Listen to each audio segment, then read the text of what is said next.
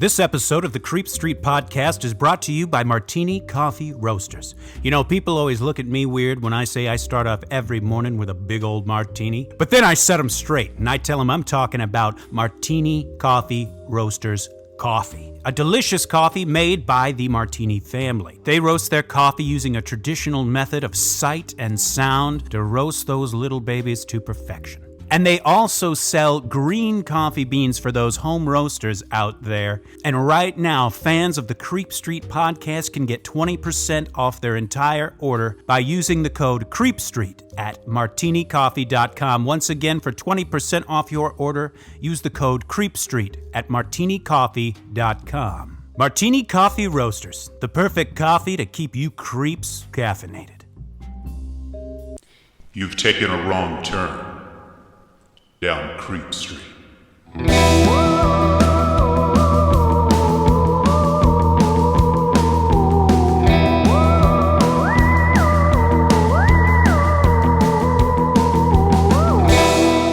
Citizens of the Milky Way, my name is Dylan Hackworth. I'm Maureen Bogey. And this is Creep Street. Really quick up top, as always, please like, rate, subscribe, follow us on Facebook and Instagram at Creep Street Podcast, Twitter at Creep Street Pod. On our Facebook, there is a separate little forum called Citizens of the Milky Way. It's a little place where we like to daily interact with our listeners. We post stories, funny memes. Everyone is welcome. You just click the Let Me In button, and one of us will let you in. That's right. Of course, if once a week is not enough, and it is not enough for anybody, it ain't. Go to patreon.com/creepstreetpodcast to find all sorts of goodies. There's 3 different tiers. Pick the one that's best for you and enjoy all of those bonus goodies. And of course, the day this episode comes out, we will be at C2E2. Our panel will be at 7 p.m.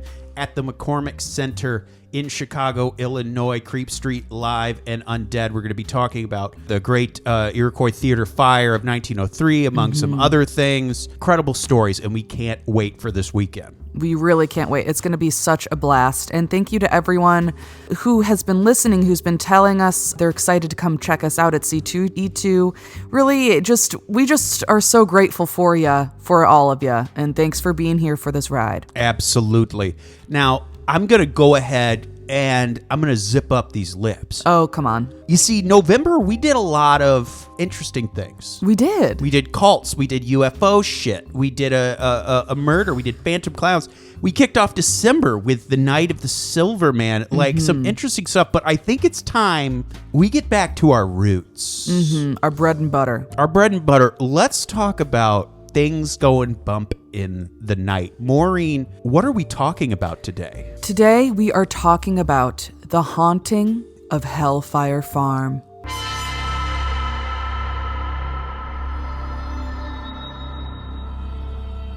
Ooh.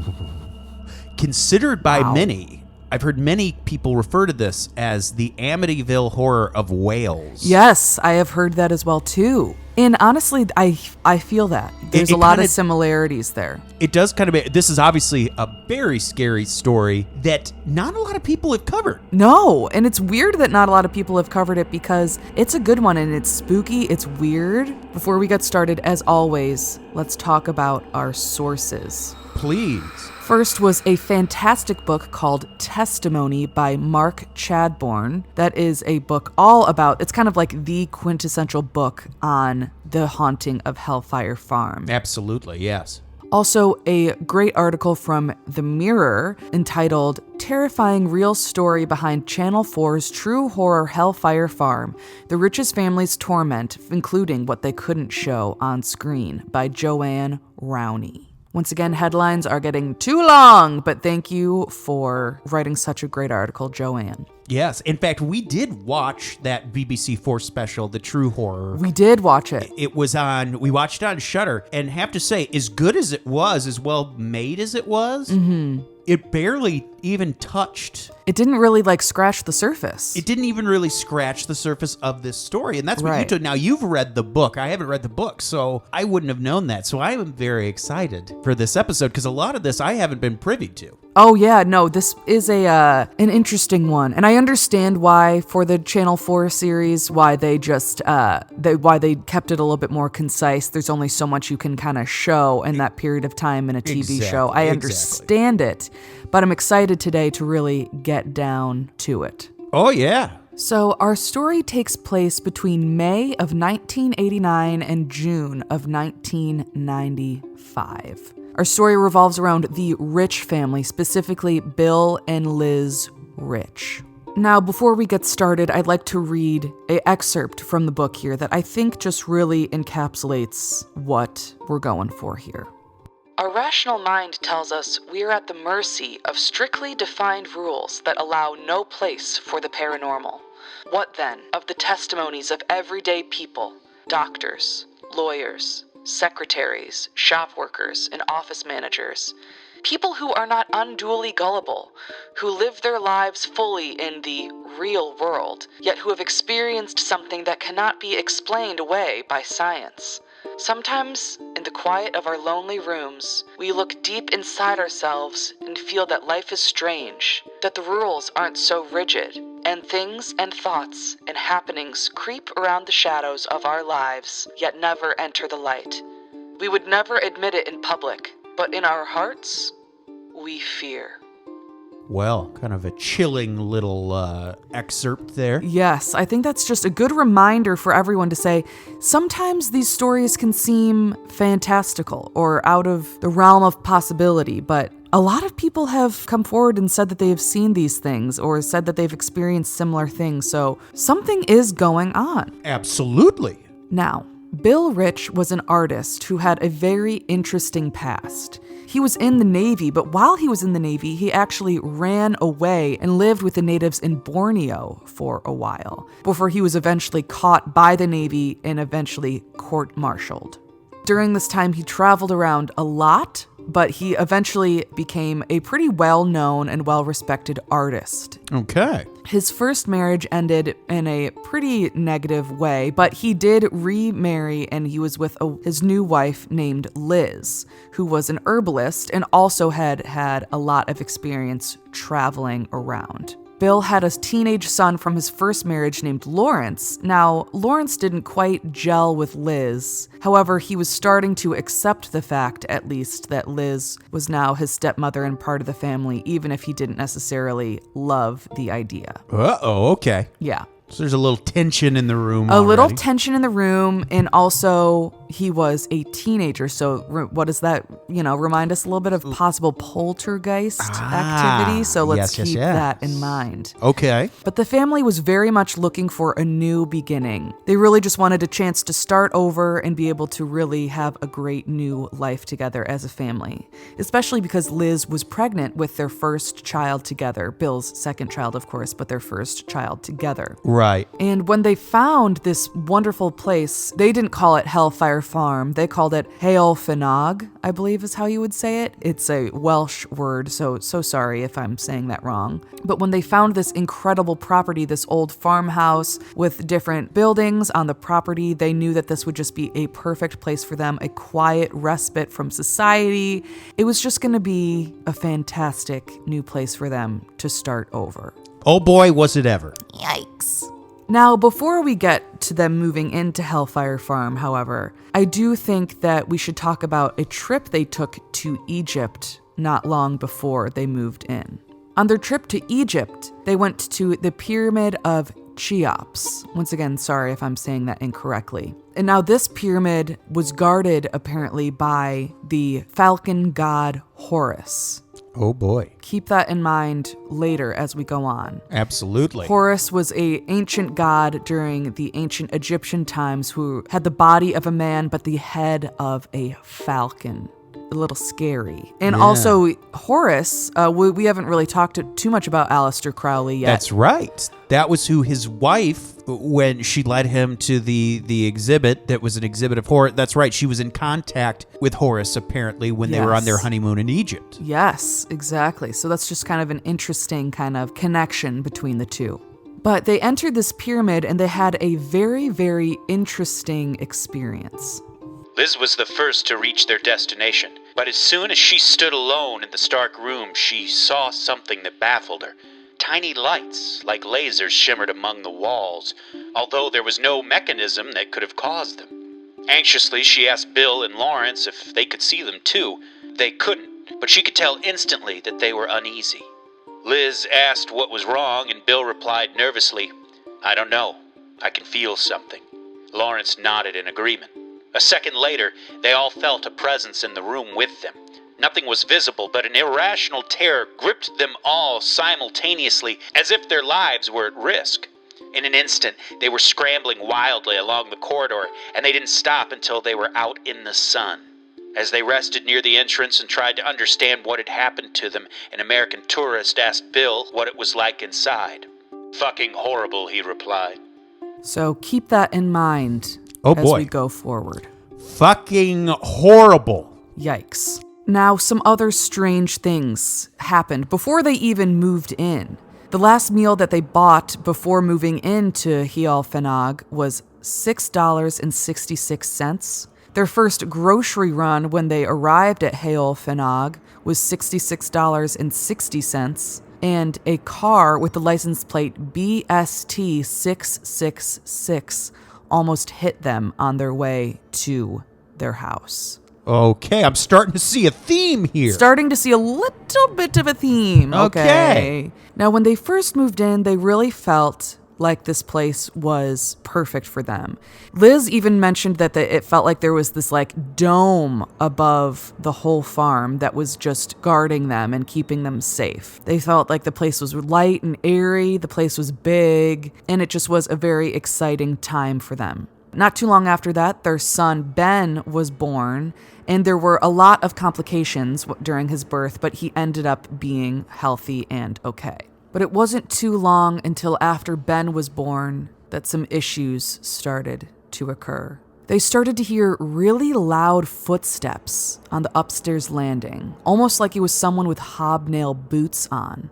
Oftentimes they thought it was Lawrence, but it was not. And speaking of Lawrence started to act very cool and very chill. No, right. The opposite of that. Oh, okay. He started to act very negative and mean and nasty. But still cool. But still chill and cool and trill. No, but he was acting like a real asshole, basically. Wow. And this is the son, right? This is the son, Lawrence. And they really go hard in the paint on this one and saying how they think Lawrence was possessed. Really? But the thing is, it's kind of hard to know, was he really possessed or was he a teenager hating his life? Right. He had a new stepmom that he didn't like and all this shit. You know what I mean? Like, absolutely. You gotta kind of cut him a little slack. They say like, oh, he painted his room red. And they say how like terrible that is. When it's like, I don't know, he's a teenager. Maybe he just painted his room red. Right. You know? I see what you mean. I don't know. But he definitely was acting, I don't know if it's full on possessed, but it was turned up to 11 per se. He really was acting like an asshole. But once these footsteps that they heard on the top landing started, things really started going off in quick succession after that. Footsteps, you say? I say. Overnight, the house seemed to change. The thick stone walls appeared to press in on all sides until every room felt half the size. And a house that had seemed almost too big was now oppressively claustrophobic. In the brief, cold hours before dawn, Heol Fenag had also grown noticeably darker. They all commented on it. Even when the lights were on, they never seemed to fill the house with the illumination that made it seem such a golden place in those summer months. It was more than just the bleak, gray winter without. It was like something was leeching the light so that an omnipresent gloom lay in every corner. Now, suddenly, their energy bill went up like crazy. It was like 750 pounds for a quarter of the year. Wow. Which was just like a crazy amount. There was no way that they possibly could have been using that much energy. I think in one of my sources it even said like that was enough to supply energy to a small hospital, not a small residential home. Wow. Yes. So of course... And this is 89? So yes. like, yeah, wow. So it's like crazy. Bill gets on the horn, and he's talking to the energy company and he's like, there's no way that we used all of this energy. Right. So one of the energy guys comes out and he checks on the house and they go to the meter and, first of all, they make sure that all of the plugs have been unplugged, everything is turned off inside the house so they can just get a bare reading on the meter. But when they go back to the meter is still spinning and moving, even though technically there supposedly isn't any energy flowing to the house. Exactly. And then something interesting happened.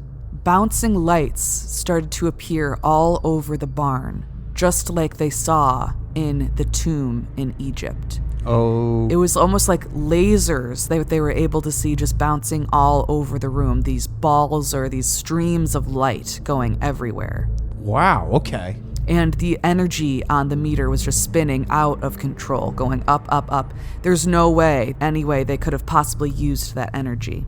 Doors started slamming in a very menacing way, not just slamming on their own, possibly from the wind.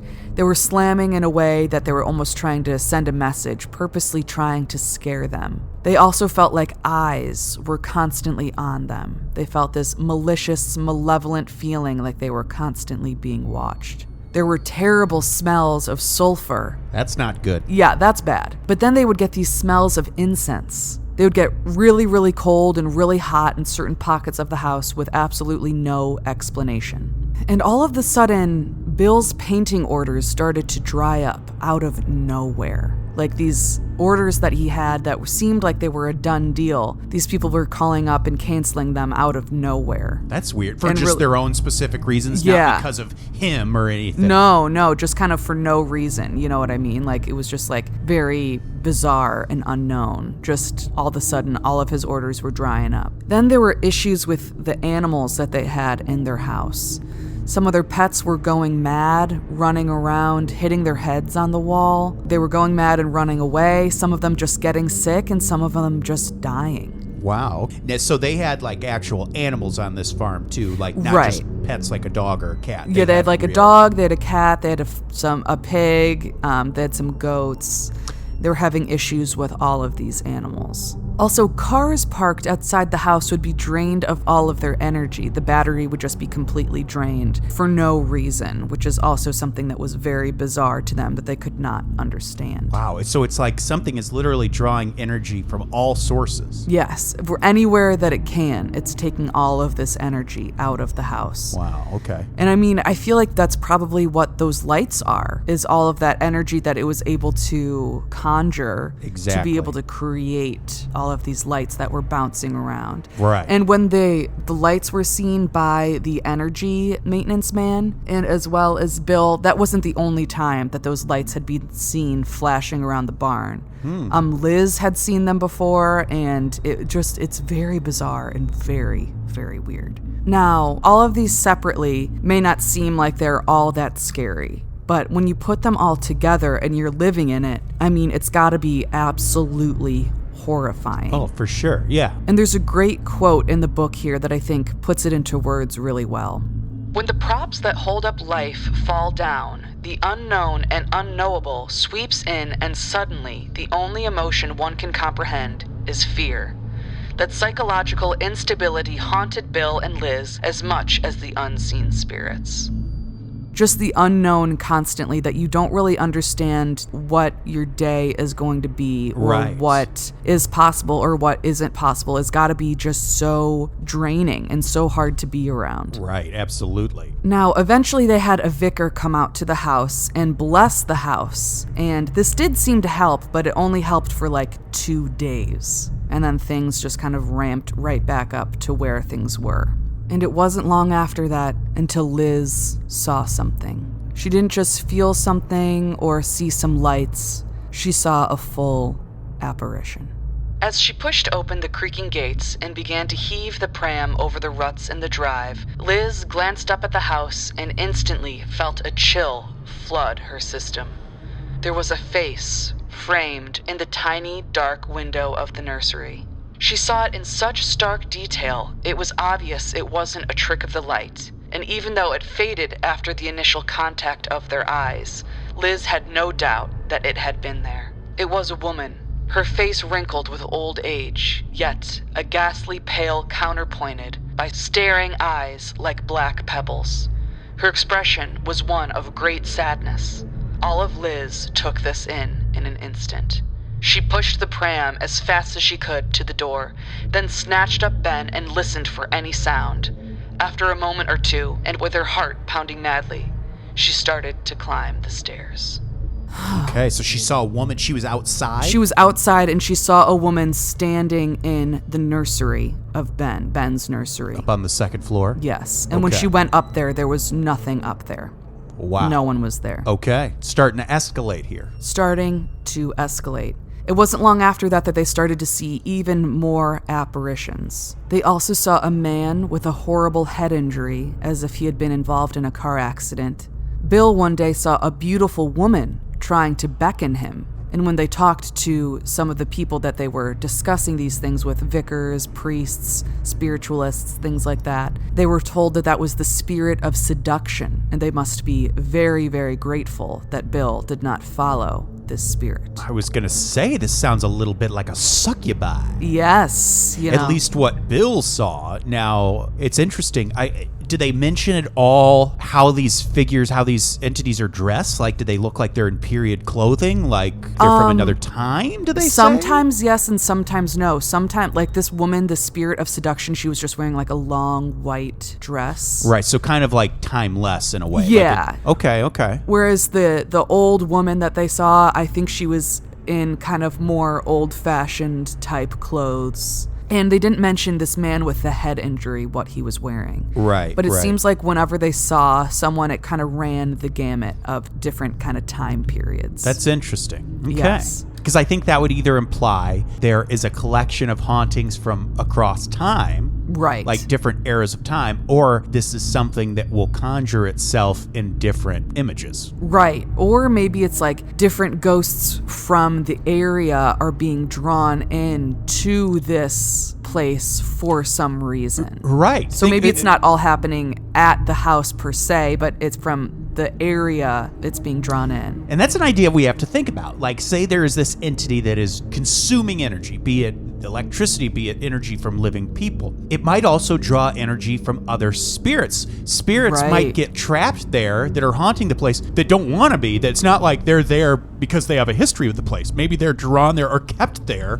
Now, the Rich family started to reach out to previous tenants of the property because they were renting this home. They had not bought this home. So they were reaching out to previous people who had lived at the home and asking them questions. And they kind of got a range of different things. But overall, none of the previous tenants had really experienced anything even close to what they were experiencing. Right. But there was something that happened in the past that I do think is interesting.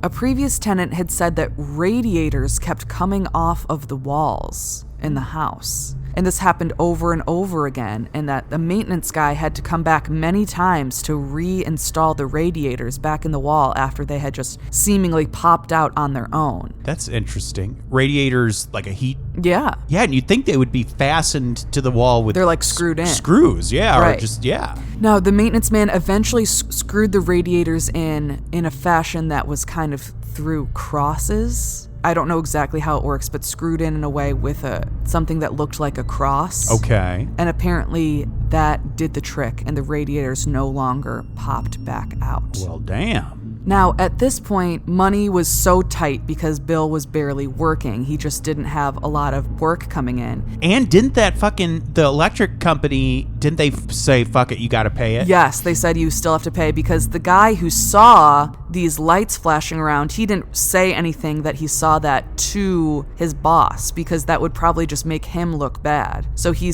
went back and said that it was odd, but that the family was using all of this energy somehow, and that they were responsible for paying for all of this energy. So money was really tight, so they actually had to disconnect their phone because they couldn't pay for their phone service. And so at this point, they were really, really isolated out there in the country with no way of really reaching anyone.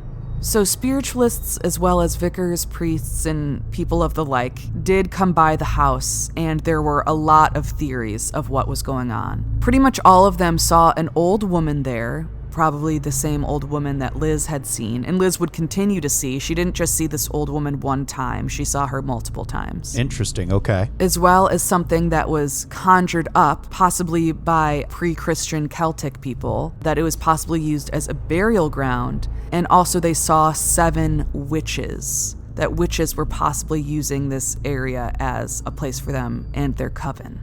Some spiritualists came in and they put up a psychic wall around Haol Fanaag, and this seemed to really, really clear up a lot of the issues that were going on. Apparently, the whole house felt brighter again, it felt bigger, it felt less oppressive, all of these different things, and they really thought that this was helping them out and that this really was kind of their saving grace and had solved a lot of these issues.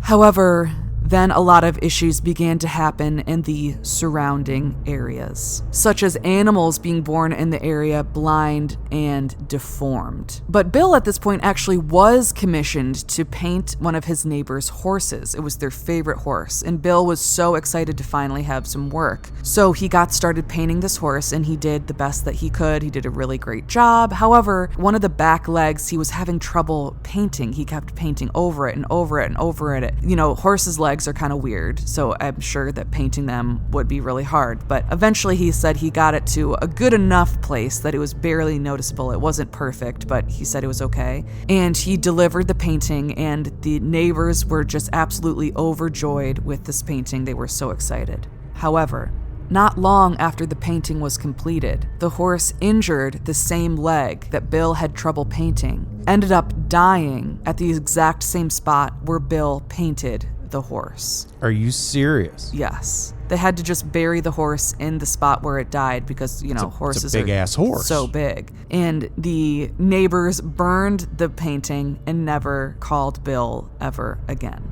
Oh. And they eventually found out that there were some old headstones that were used by previous farmers on the land that were used to build their house. Wow, okay. We bumped into that a little bit with, funny that totally different stories in different times, but it's kind of a similar name. But when we did the Hellfire Club of Dublin, it's thought that original building that was built was made with some of the stones used were old graves, old Celtic carrying stones or whatever they're called, yeah. Yes. These were headstones that dated back to the 1700s, These ones weren't ancient, but they were, you know, quite old. Liz also saw the shadow of a 7-foot man walking throughout their house. Wow. Which was very, very frightening for her, and never really found out exactly what that one It's just was like a about. 7-foot tall shadow figure, I'm assuming? Yeah, mm-hmm. Wow. So very, very frightening. And shadow figures, it's not surprising that we're seeing them here in this story. Those hungry little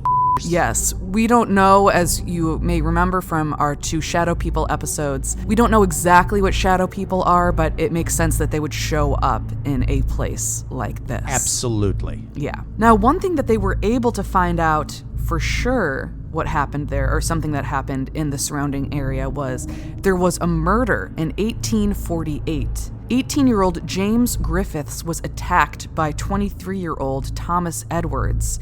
He was hit in the head with an axe repeatedly and then was buried near the farm. Apparently, Thomas Edwards was hanged for his actions here and for the murder, for his crimes. Goodness gracious. Now, someone named Eddie Burks now enters the story. Uh-oh, Eddie Burks. Look out, ladies. Yes, Eddie Burks was a kind of non-denominational, really not even really religious in any way, kind of exorcist or spiritualist in a way. Okay. He was on a show in the 90s in England called Ghost Hunters, and that was kind of his claim to fame. Now, through his research and through his findings, he felt like there was something deeper that was going on with this murder. Like maybe it wasn't just Thomas Edwards attacking James Griffiths. Like maybe there was a deeper reason for this. Maybe it was some kind of ritual or some kind of something like that, where it was multiple people were more so involved in this and using this as a part of some sort of ritual or sacrifice or something like that. Now, we're going to come back to Eddie Burks in a second here, but first I just want to say a couple more scary, weird things that happened here at Heol Fanaag. Okay. During this whole time, Bill became increasingly more obsessed with things of the occult and of the macabre. Okay. Apparently, his paintings were now littered with these satanic images and were now kind of gray and black, where his previous style was very bright and colorful. I guess he retreated more and more to his studio and was just obsessed with painting all the time. Like, he just wanted to put all of his energy towards his painting, and this really kind of drove a wedge between him and Liz. But this is giving me a lot of... I'm seeing George Lutz. Yes. I'm really seeing why people call it the Welsh Amityville. Yes, because he was just becoming more and more obsessed with this, and Liz felt more and more like she was on her own. Even so much to the fact that they were sleeping in separate bedrooms at this point. So one night as Liz was trying to sleep, she heard this snoring noise coming from under her bed. From under her bed? Under her bed, and she assumed that it was her cat. So she was very annoyed by the snoring noise. It wouldn't stop. She's just getting so annoyed by her cat. When suddenly she starts to realize this noise is a lot louder than a cat would be able to make. Not too long later, she realizes that the cat isn't even in the room. So she's very, very frightened by this loud snoring noise. And she called one of the previous people, the exorcists that she'd been working with. And they said that they could hear the snoring noise as well. And it sounded like it was from this large beast. And they were told that this was the spirit of the air that was creating this very scary sound that was going on. She prayed, and eventually the sound went away, but it was very, very frightening. Then something truly, truly horrifying happened. To really get the most out of the story, I think we should read directly from our source. As the spring of 1993 eased into the hot summer, which leached the color from the fields and hills around the house, their nightmares gradually became more lucid and powerful and more disturbing. Bill's seemed so real, it was as if he had been transported somewhere else. After walking, they stayed with him, instead of fading like normal dreams. The central image was a beaked or hooked-nosed figure, half man, half bird, like the Egyptian falcon god Horus. The figure was immobile like a statue, but Bill always had a sensation of a presence. He was sure it was alive. In the same way, he was convinced it was threatening, although he didn't see any proof of that. It came back to him night after night, and after a few days it became apparent that it wasn't going to go away. Things changed one July afternoon as Bill stood in the gloom of the kitchen. The house was chilly despite the heat of the summer, but through the open window he could see the yellow grass, which had swept across the once neatly tended garden, and on the breeze came the fresh scent of the countryside. Bill closed his eyes and inhaled. The image of the thing with the head of a bird appeared suddenly in his mind. It was such a powerful sensation, Bill's eyes flashed open in shock. It was as if a trigger had been pulled.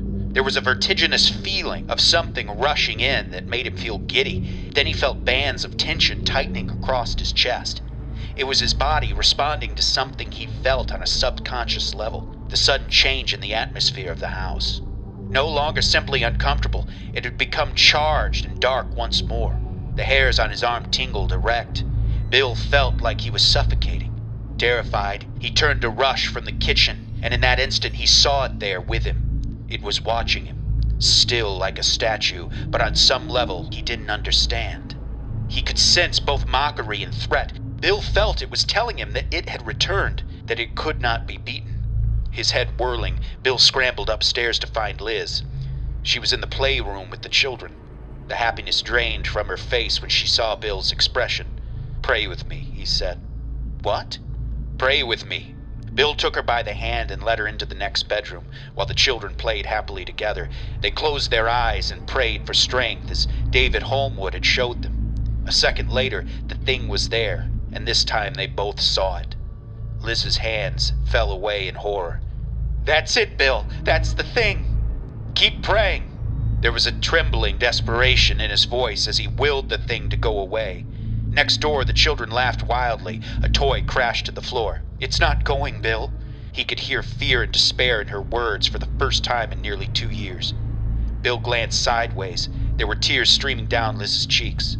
That fired his resolve, but when his eyes fell once more on the shape, his bravery bled away.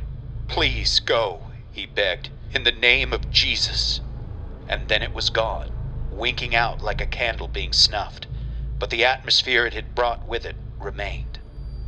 Wow. Goodness gracious. So Horus is back. Horus is back. Yeah, very much reminiscent of the Aleister Crowley story. Yes. So, I mean, did this Horus god follow them all the way back from Egypt and just, was waiting for its chance to come out this whole time? I would assume, my assumption that's is so horrifying. Is that it was something taking the form of Horus because it had, that's just what I would guess. Right. But yeah, it could also just be fucking Horus. Yeah, I don't know. A lot of what these people that they had called in to talk to them about had said lots of different things that could have been happening just in general, not specifically with this beaked man, but just in general, like that it was partially poltergeist activity because of Lawrence, but Lawrence was actually sent to live at a boarding school eventually. And so it wasn't just him. Okay. Maybe it was also because this family was looking for a new start. They had a lot of trouble kind of coming along with them into this house. Right. Maybe that had something to do with it, kind of making it a perfect storm. And then also something already happening at the house. Also, Bill had considered becoming a witch in the past. Who knows if that had something to do with the activity ramping up. Right. I mean, I don't know. There's just a lot of different possibilities of what really could be going on here. But going back to Eddie Burks. Eddie Burks came a few times to the house. This was the guy from the Ghost Hunters show back in the 90s. And he was the one that really seemed to be able to get this thing under control for good. He said that there was a strange pre-Christian presence in the house, that a powerful evil force was conjured up by a Celtic tribe that could be disarmed by his, quote, power of imagination. This exorcism was able to bring this ancient being or this ancient entity or whatever you want to call it into the Christian era. Wow. And then was able to be controlled in that way once it was brought into this era. Very fascinating. Okay. And that was really his work doing that finally brought this activity to a close for the family. And it just was done through a few different exorcisms of the house that he was able to do both in person and actually over the phone as well. Oh, wow. When they asked Eddie what really was going on, he had a very interesting response, and it was this. It was evil. Does it need another name? But we've beaten it now, thank the Lord. And what we've been through has given us a different view of the world. Not a nice one, and certainly a frightening one. But I think we've had our eyes opened. And I think we'll come out of this better for it, eventually. And the final words of Bill on this matter are as follows. I don't want people to think of us as in any way eccentric. Naturally, you are in your life what you do. If you're a painter, you don't look like a clerk. You don't look like a businessman. What we have tried to do is be as clear as we could, bearing in mind that something really happened. People have heard of hauntings and things, but this was not just a haunting. To understand this, you've got to be us. You've got to live us. You've got to get into that. Something inexplicable and evil happened in this house, but it didn't start when we moved in. It was there before. But the evil we came across made us, with help, know Jesus. And for that, I have to say, it was worth it. And here is Liz's final testimony. There have been so many bad times in Heol Fanaag, but relatively recently, it's been so hard to hold it all together, because it's very wearing being an actress 24 hours a day. Because throughout all of this, there's never been a moment of allowing emotions to come through because of the children. I once broke down in tears when I had to go to my mother's house because it was so bad in the house, and I'd never seen their little faces as frightened as then, and I swore I'd never do it again. Recently, there's been the worry of money. The worry of, is the house okay? Might it come back? For so long we couldn't move. It's so hard to hold on now. I'm finding it very, very hard. It's taken a toll, this actress trick, and maybe that's what people will say when they read this book. God, I couldn't have gone through something like that. I'd have a breakdown. Some people do and some people don't. I didn't. I refused to admit the things I saw or felt or experienced.